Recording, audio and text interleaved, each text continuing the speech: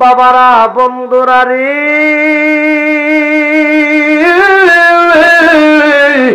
কত মুরব্বি দেখলাম রে, আজ তারা অনেকে দুনিয়াতে নাই।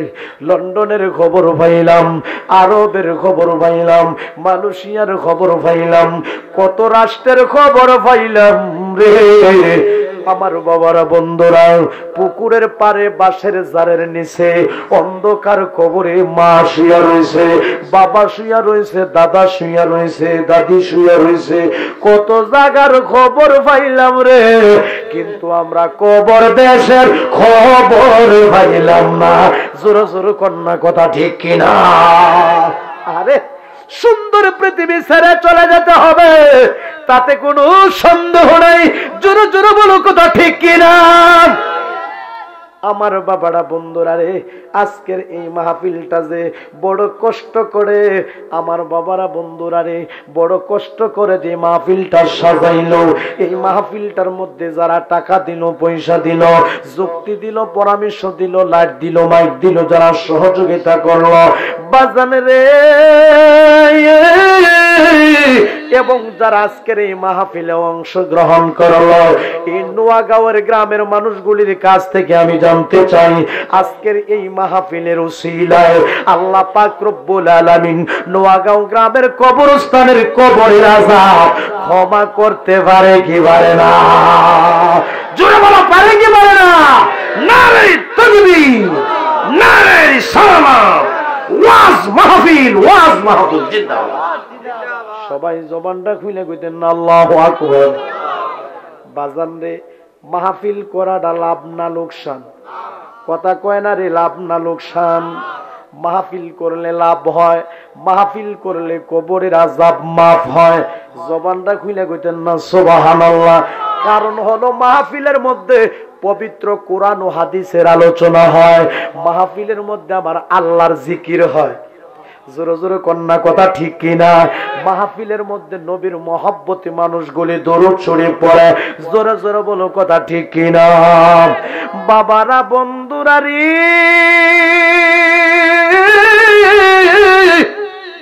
হযরত হাসান বসরি রহমাতুল্লাহি আলাইহির কাছে আমার বাবারা বন্ধুরা একজন মহিলা গেলেন, যায়া কয় হুজুর, আমার একটা মেয়ে ইন্তেকাল করছে, আমার একটা মেয়ে মারা গেছে, আমার মেয়েটা মারা যাওয়ার পরে তাকে জীবনের শেষ গোসল করাইয়া, তারে কাফনের কাপড় পরাইয়া তাকে দাফন করা হয়েছে, তাকে মাটি দেওয়া হয়েছে।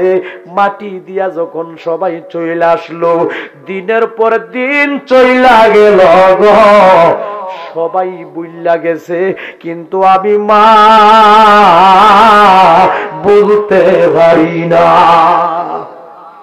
ভাই বলো, বন্ধু বলো, চাচা বলো, চাচি বলো, জেঠা বলো, জেঠি বলো, বাবারা বন্ধুরা রে, সবার চেয়ে কিন্তু একজন আপন ব্যক্তি আছে। ওই আপন ব্যক্তিটা কে জানুনি? ওই আপন মানুষটা কে জানুনি? ওই আপন মানুষটা হলো তোমার আমার জনম দক্ষিণী মা।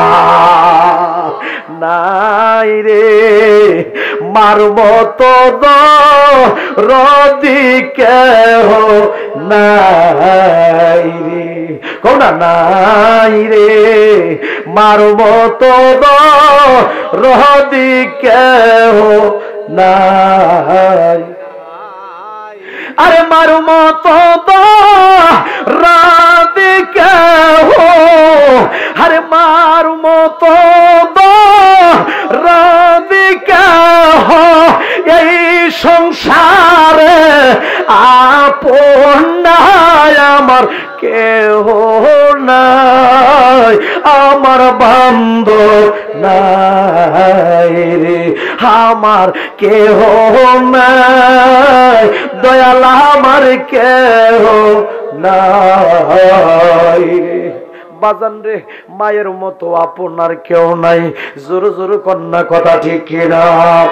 হযরত হাসান বসরি রহমাতুল্লাহি আলাইহির কাছে ওই মহিলাটা যায়া বলতেছে, হুজুর আমার মেয়েটা মারা যাওয়ার পরে আমার মেয়েটারে সবাই বুঝলা গেছে, কিন্তু আমি মা বলতে পারি না।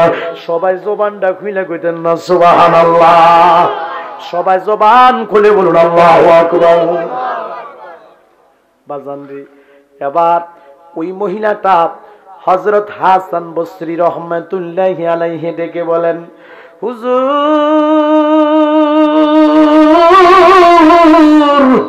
কত জায়গার খবর পাইলাম, কিন্তু কবর দেশের খবর পাইলাম না। হুজুর আমার মেয়েটা কবরে কি হালে আছে আমি তো জানি না, আমার মেয়েটা কবরে কি অবস্থাতে আছে আমি তো তা জানি না। হুজুর এমন কি আমল আছে আমি করলে আমি যেন আমার মেয়েটাকে দেখতে পারি? হুজুর আমার মেয়েটাকে আপনি একটু দেখার সুযোগ করে দিবেন কি? সবাই জবানটা খুইলা কইতেন না সুবহানাল্লাহ?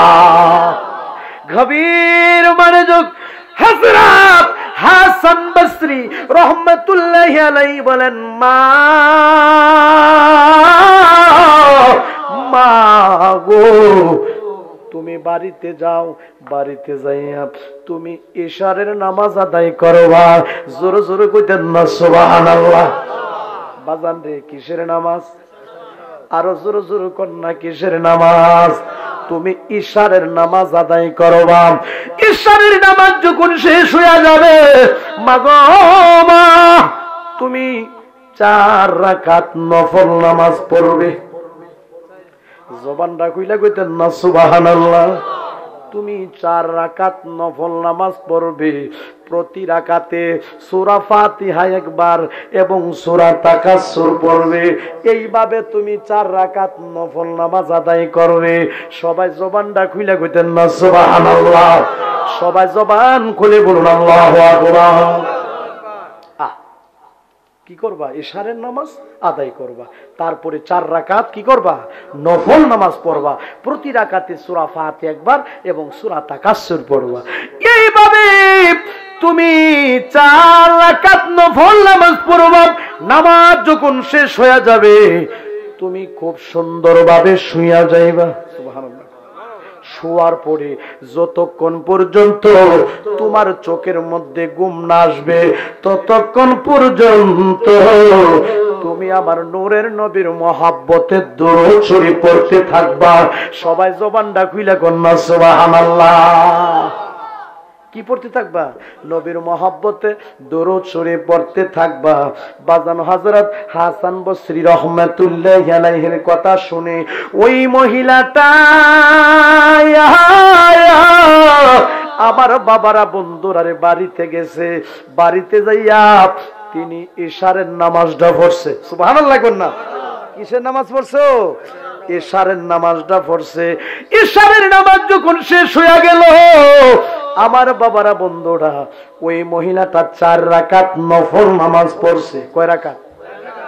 আরো জোরে জোরে কইতেন না, কয় রাকাত? 4 রাকাত নফল নামাজ পড়ছে গো। 4 রাকাত নফল নামাজ যখন শেষ হয়ে গেছে আমার বাবারা বন্ধুরা ওই মহিলাটা খুব সুন্দরভাবে শুয়ে গেছে। শুয়ার পরে গো মহিলাটার চোখে ঘুম আসে না, মেয়েটার জন্য কান্দে। বাজান রে আর নবীর মহব্বতে দরুদ শরীফ পড়তেছে। সবাই জবানটা খুইলা কন্যা সুবহানাল্লাহ। দরুদ শরীফ পড়তে পড়তে পড়তে পড়তে পড়তে পড়তে ওই মহিলাটা খুব সুন্দরভাবে ঘুমায়া গেল। আমার বাবারা বন্ধুরা ঘুমের ঘরে একটা স্বপ্ন দেখছে। কি দেখছে? আমার বাবারা বন্ধুরা রে মহিলাটা ঘুমের ঘরে একটা স্বপ্ন দেখছে। স্বপ্নে কি দেখছে জানেননি? মহিলাটা স্বপ্নে দেখছে ওই মহিলাটার কন্যার কবরে বাজান জাহান্নামের আগুন দাউ দাউ করে জ্বলতেছে। আমার বাবারা ওই মহিলাটার মেয়ের কবরে আযাব হইতেছে। আমার বাবারা বন্ধুরা আগুন ধাউ ধাউ করে জ্বলতেছে। এই নোয়াগাঁও গ্রামের মানুষ আমি আপনাদের কাছ থেকে জানতে চাই, কোন মা যদি দেখে মেয়ের কবরে আগুন, আমার বাবারা বন্ধুরা মার মনের জ্বালাটা বাড়ে না কমে? জোরে জোরে কন্যা বাড়ে না কমে? জ্বালা জোড়ায় না, জ্বালা জোড়ায় না রে, জ্বালা জোড়ায় না, জ্বালা জোড়ায় না রে। আরে ভিতরে লাগিয়া আছে আমার নবীর প্রেমের আগুন রে, জ্বালা জোড়ায় না, জ্বালা জোড়ায় না রে, জ্বালা জোড়ায় না, জ্বালা জোড়ায় না রে। কয়ো মহিলাটা স্বপ্নে দেখছে মেয়ের কবরে আযাব হইতাছে। কি হইতাছে? কথা কয় না, মেয়ের কবরে কি হচ্ছে? আযাব হচ্ছে। মহিলাটার মনের জ্বালা কিন্তু বাইরা গেছে। আমার বাবারা বন্ধুরা রে, হঠাৎ করে মহিলাটার ঘুম ভাঙ্গা গেছে। আল্লাহু আকবার কইতেন না? আল্লাহু আকবার জোরে বললে শয়তান কাছে আসে না দূরে যায়? আরো জোরে জোরে কর না, কাছে আসে না দূরে যায়? আল্লাহু আকবার জোরে বললে শয়তান দূরে চলে যায়। জোরে বলো কথা ঠিক কি না? নারে তাকবীর, নারে রিসালাত। মেয়েটার কবরে আগুন জ্বলতাছে, মহিলাটার ঘুম হঠাৎ করে ভাঙ্গা গেছে। বাঙ্গার পরে তো বাজান স্বপ্ন শেষ হয়ে গেছে। জোরে জোরে কন্যা কথা ঠিক কিনা? আমার বাবারা বন্ধুরা রে, ওই মহিলাটার ঘুম ভাঙ্গার পরে আমার বাবারা বন্ধুরা রে স্বপ্নে ফইরা যে কানছে, গালের মধ্যে পানি, পানিগুলি মুছতেছে। আমার বাবারা বন্ধুরা কানতেছে, কারণ হলো স্বপ্নে দেখছে মেয়ের কবরে আযাব। স্বপ্নে দেখছে কি? মেয়ের কবরে, মেয়ের কবরে আযাব। বাজান রে, ও বাবারা বন্ধুরা রে, ওই মহিলাটা আবার কি করলো?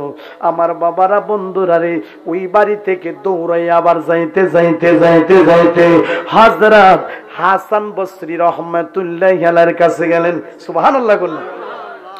জয় বলতেছে, হুজুর আপনি আমাকে বলেছেন ইশারের নামাজ পড়ার জন্য, আমি ইশারের নামাজ পড়লাম। আপনি আমাকে বলেছেন 4 রাকাত নফল নামাজ পড়ার জন্য, আমি তাও তো বললাম। আপনি আমাকে বলেছেন প্রতি রাকাতে সূরা ফাতিহা একবার এবং সূরা তাকাসসুর পড়ার জন্য, আমি তাও তো পড়লাম। হুজুর আপনি বলেছেন আমার চোখের মধ্যে ঘুম যতক্ষণ পর্যন্ত না আসবে আমি শোয়ার পরে ততক্ষণ পর্যন্ত নবীর মহব্বতে দরুদ শরীফ পড়তাম। আমি তো নবীর মহব্বতে দরুদ শরীফ পড়ছি। সবাই জবানটা খুলে কইতেন না সুবহানাল্লাহ? সবাই জবান খুলে বলুন আল্লাহু আকবার। আল্লাহুম্মা সাল্লি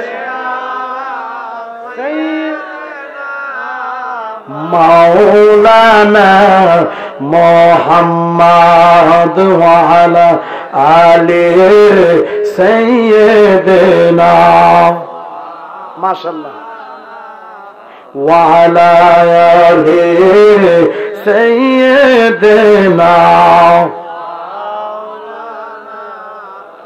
কোন দিন জানে প্রাণ পাখি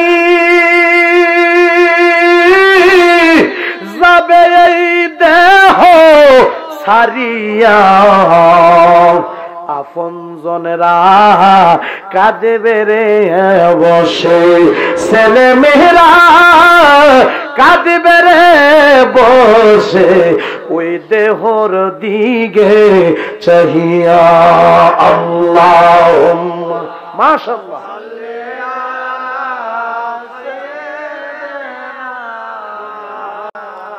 ওয়া আলা আলি সাইয়্যিদিনা।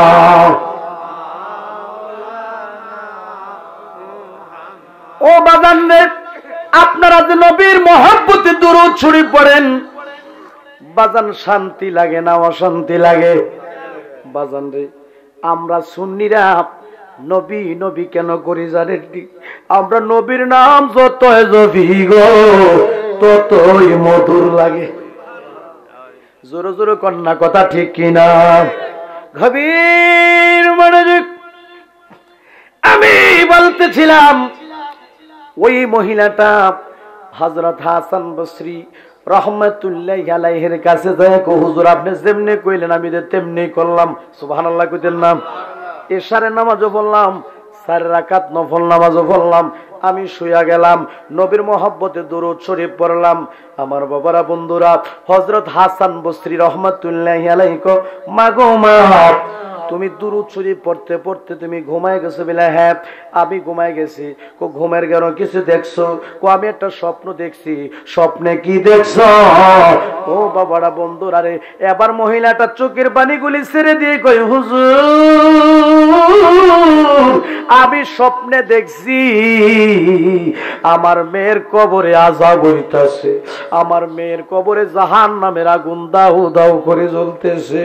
কবরের আযাব যদি এই দুনিয়ার মানুষ দেখিত